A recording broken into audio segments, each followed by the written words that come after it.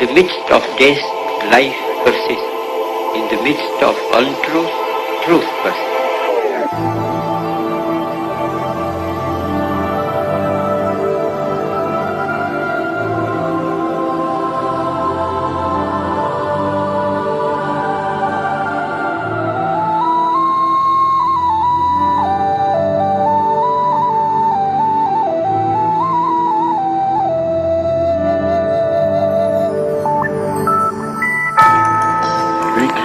And should not slacken in our efforts to make the nations of the world, and especially their governments, aware of the unspeakable disaster they are certain to provoke, unless they change their attitude towards each other and towards the task of shaping the future.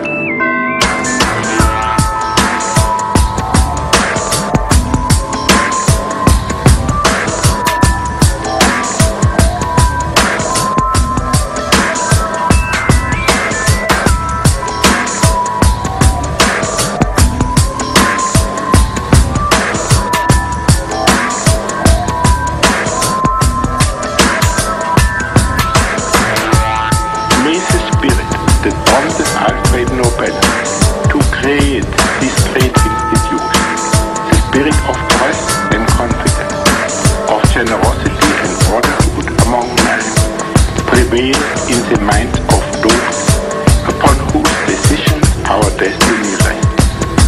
Otherwise, our civilization will be doomed.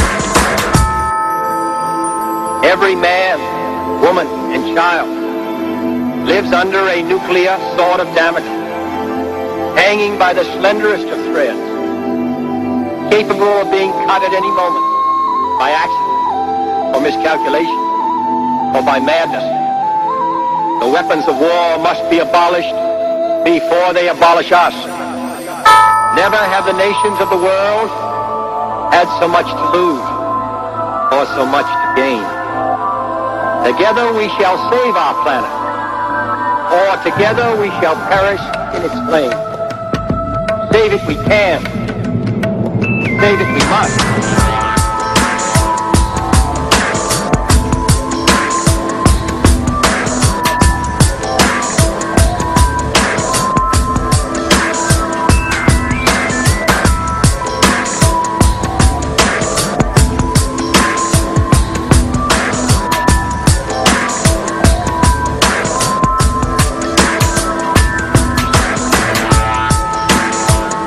I believe we should institute and place into effect some limit on the total amounts which can be spent for a candidate or a party, and to have these costs more democratically shared.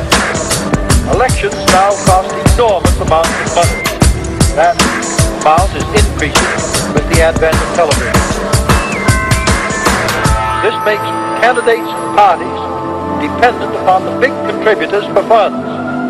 Most of these big contributors want favors at the public expense after an election. So the public now pays 10 times over for the financing of our political campaigns. That in the midst of death, life persists.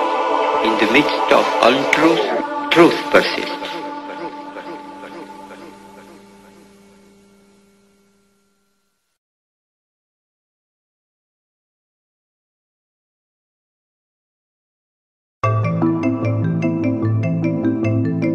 Ozone is the Earth's natural sunscreen. It screens ultraviolet radiation. If there's less ozone, more UV radiation gets to the Earth. If there's more ozone, less UV radiation gets to the Earth's surface. There are a few ingredients to the Antarctic ozone hole. The first ingredient is you have to have very high levels of chlorine and bromine. In fact, if you made a measurement now, you'd find that about 80% of the chlorine over Antarctica is from human-produced compounds, chlorofluorocarbons and halons. The second ingredient is you have to have very cold temperatures. Over Antarctica, about 10 miles up or so, it gets extremely cold. And in those cold conditions, you form fairly exotic clouds, what we call polar stratospheric clouds. And you will release this chlorine down there into a form that can destroy ozone. The third ingredient is you need a little bit of sunlight. The sunlight appears over Antarctica in August, September, and just that little bit of light provides the energy to drive what's called the catalytic reaction, in which one chlorine molecule can destroy thousands and thousands of ozone molecules, until finally 100% of the ozone in that layer from 50,000 to 80,000 is destroyed.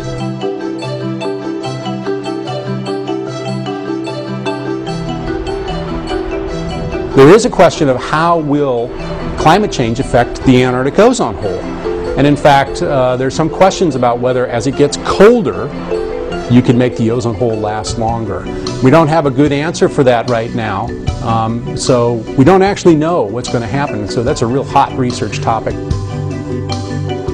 Our current predictions right now is that the ozone hole will be back to a level we saw in 1980 in the year of about 2070. For about the next 10 years or so, we'll see very large ozone holes. And then after about 2017, 2018 in there, they'll start getting smaller and smaller and smaller.